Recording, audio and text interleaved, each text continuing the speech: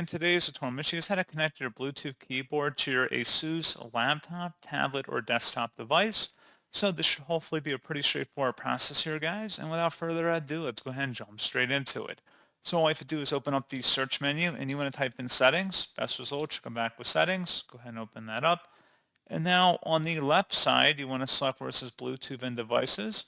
And then on the right side, where it says devices up at the top, select add device. Make sure your keyboard is discoverable on your network as well as powered up. And then you would select Bluetooth and then follow through with the on-screen wizard, and that's all you have to do.